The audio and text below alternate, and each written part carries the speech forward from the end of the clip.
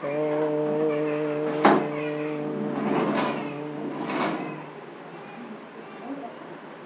यह कक्षा शास्त्री प्रथम वर्ष के लिए लगाई गई है।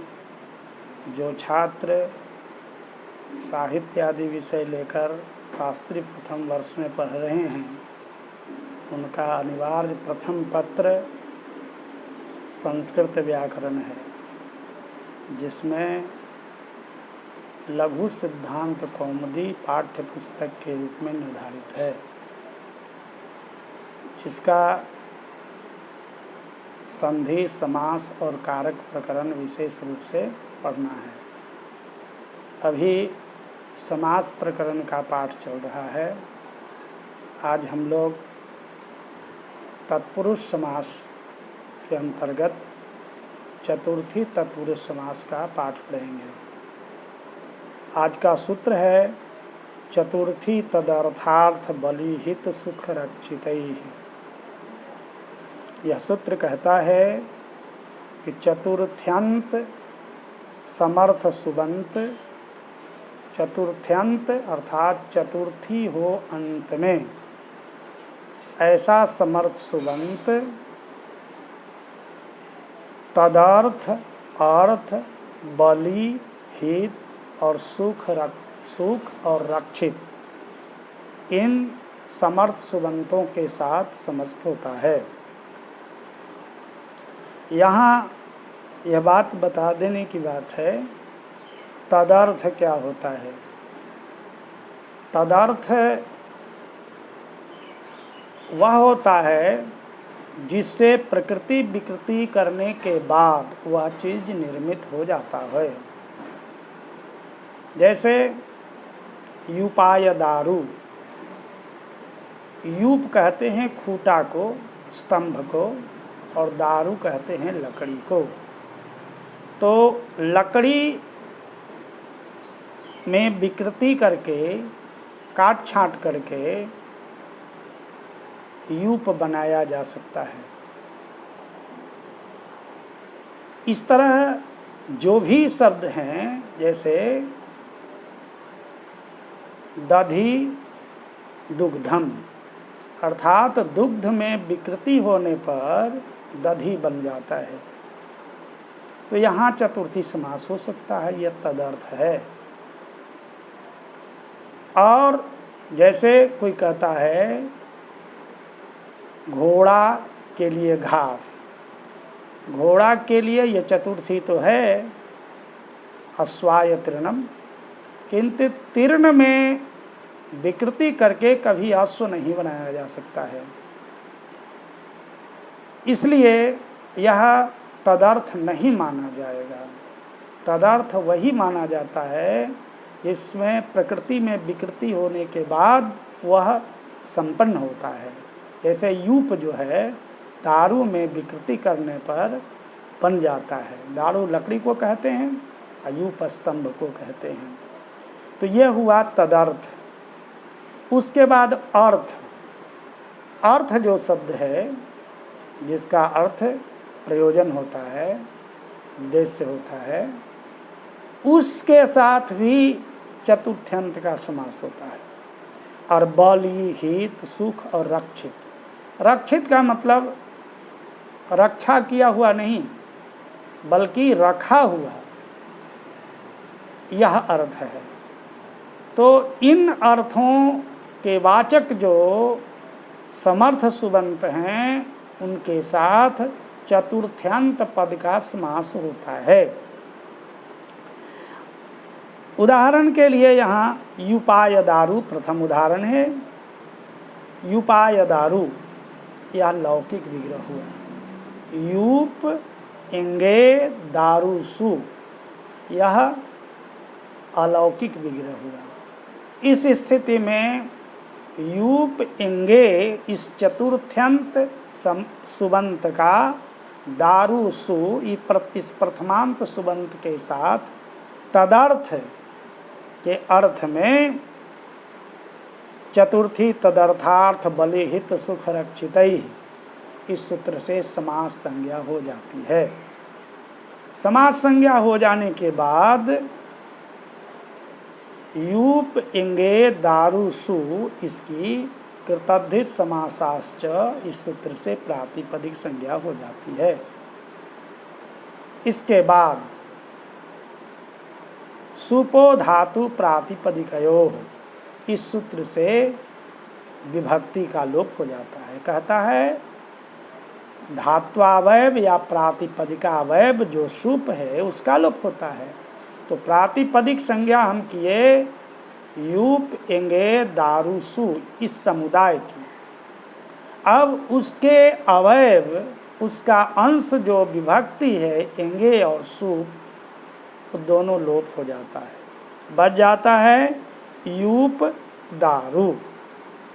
अब यहाँ पूर्वापर की जो बात होगी तो प्रथमा निर्दिष्टम समास उपसर्जन से उपसर्जन संज्ञा यूप की ही होगी, इसलिए कि समास करने वाला जो सूत्र है चतुर्थी तदर्थार्थ बलिहित सुख रक्षितैः, इसमें प्रथमांत पद चतुर्थी है और अगला पद जो है तदर्थार्थ बलिहित सुख रक्षितैः यह तृतीयांत पद है।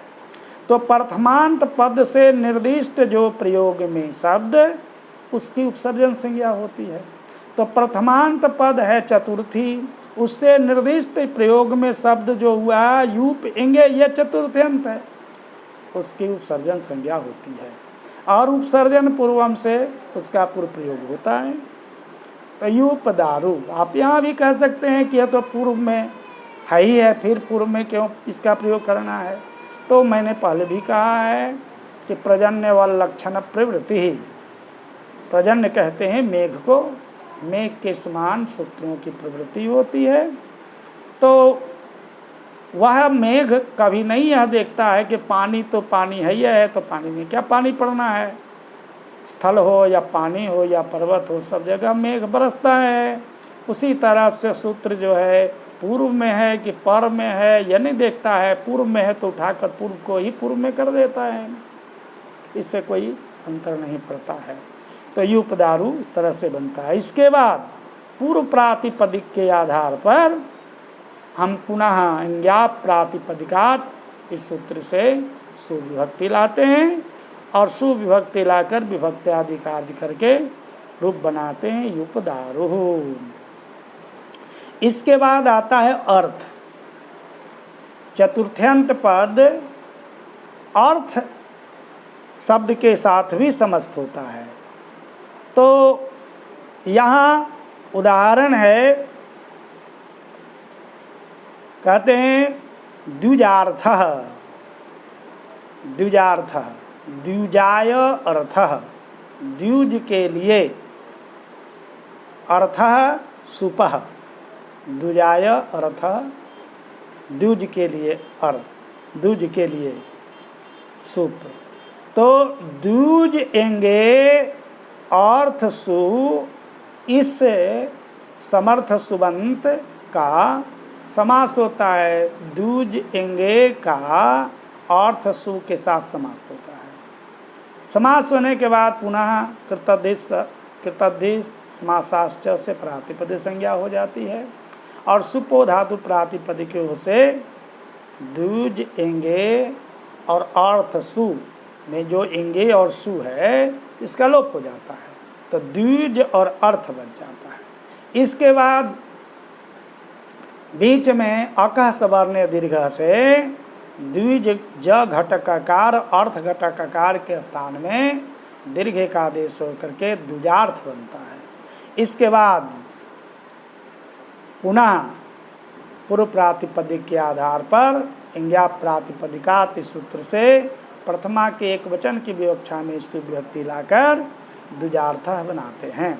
आप यहाँ कह सकते हैं द्विजार्थम भी बन सकता है, द्विजार्था भी बन सकता है, क्योंकि यहाँ लिखा है तदर्थे न प्रकृति विकृति भावो एव इष्टः, तदर्थ के साथ प्रकृति विकृति भाव वही होता है। और यहाँ अर्थ के साथ जब समास होता है तब वहाँ अने अर्थे न समासो विशेष लिंगता च, अर्थ के साथ जब समास होता है तो विशेष लिंगता अर्थात विशेष जो होता है उसके अनुसार ही उसका लिंग होता है। तो यहाँ सुपह पुलिंग है, इसलिए द्विजार्थ में पुलिंग का प्रयोग किया करके द्विजार्थ ही बनाया जाएगा। अब देखिए यवागु, यवागु स्त्रीलिंग है, तो इसलिए अब यहाँ द्विजाय अर्थ, यहाँ पर द्विजाय अर्थ, यहाँ भी समास हो जाएगी। द्विजाय इस चतुर्थ्यंत समर्थ सुबंत का अर्थ सु इस समर्थ सुबंत के साथ समास हो जाए, समास संज्ञा होगी और विभक्ति का लोप, और इसके बाद में अका सवर्ण दीर्घ से दीर्घ। अब यहाँ चूँकि यवागु शब्द जो विशेष है वह स्त्रीलिंग है, इसलिए स्त्रीलिंग की विवक्षा में यहाँ टाप प्रत्यय ला करके द्विजार्थ टाप और टाप के टकार पकार का लोप, द्विजार्थ आ अका सवर्ण दीर्घ से दीर्घ, तो द्विजार्था। अब प्रथमा के एक वचन में सुविभक्ति लाएंगे तो द्विजार्था सु और हलंगाभ्यो दीर्घासुत से प्रयुक्तम हल, हलंत और दीर्घीभूत इंग्यंत और आवंत से परे सु का लोप होता है, तो दीर्घीभूत या आवंत है इसलिए परे सु का लोप हो जाएगा, तो द्विजार्था बन जाएगा, द्विजार्था देगा। उसी तरह से अगर पयः, पयः जो शब्द है, पयः दूध को भी कहते हैं और जल को भी कहते हैं, दोनों नपुंसक है।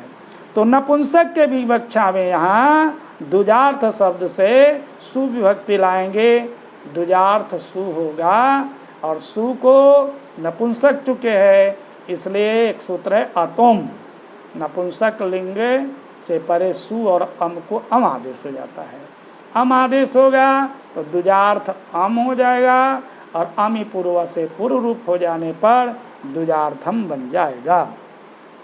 यही है विशेष से लिंगता। अब अगला शब्द का इसका उदाहरण है बलि, बलि के साथ भी चतुर्थ्यंत का समास होता है, जैसे भूताय बलि, भूत के लिए बलि।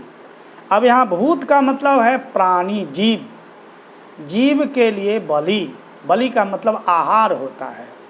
अब जीव के लिए बलि, चाहे कौवा को बलि दीजिए या जिसको आप जो जीव है उसके नाम से बलि देते हैं, तो यहाँ भूताय बलि, भूत के लिए अर्थात जीव के लिए बलि। कुछ लोग यहाँ जीव का बलि कर देते हैं अर्थ, तो जीव का बलि नहीं होता है, यहाँ होता है जीव के लिए बलि। तो भूताय बलि यह लौकिक विग्रह हुआ, भूत एंगे बलि सु यह अलौकिक विग्रह हुआ। इस स्थिति में भूत एंगे का बलि सु के साथ समास संज्ञा हो जाती है। समास हो जाने के बाद में कृतधिक समासाश्रय प्रातिपदिक संज्ञा, सुपो धातु प्रातिपदिक उस विभक्ति का लोप, भूत बलि, पुनः उपसर्जन संज्ञा पूर्व प्रयोग भी भूत का ही होगा, तो भूत बलि और प्रथमा के एक वचन के विवक्षा में सुविभक्ति ला करके बना लेते हैं भूत बलि। उसी तरह से गोहितम, गवे हितम गोहितम, गवे गो एंगे हित सु, इस स्थिति में उक्त सूत्र चतुर्थी तदर्थार्थ बलिहित सुख रक्षित, इस सूत्र से समास करते हैं। समास के बाद कृतधिक समासाश्च से प्रातिपदिक संज्ञा करते हैं और सुपो धातु प्रातिपदिक उस विभक्ति का लोप करके गोहित बनाते हैं और यह नपुंसक की विवक्षा में गोहितम बना लेते हैं। उसी तरह गोसुखम, गवे सुखम, गोसुखम, यहाँ भी गवे सुखम चतुर्थी अंत समर्थ सुबंत जो गो है उसका सुखम के साथ में समास हो जाता है और विभक्ति का लोप करके विभक्ति आदि कार्य करके गो सुखम बनाते हैं। उसी तरह गो रक्षितम, गाय के लिए रखा हुआ, गाय की रक्षा नहीं, गाय के लिए रखा हुआ कोई वस्तु हो, घास हो या हो, तो इस अर्थ में गो यस एंगे इस समर्थ सुबंत का, रक्षित सु इस समर्थ सुबंत के साथ समास संज्ञा भक्ति का लोप, उसके बाद में पुनः भक्ति आदि कार्य करके गोरक्षितम शब्द बनाते हैं। इस तरह से चतुर्थी समास पाठ आज संपन्न हुआ। पुनः अगली कक्षा में मिलेंगे। ओम।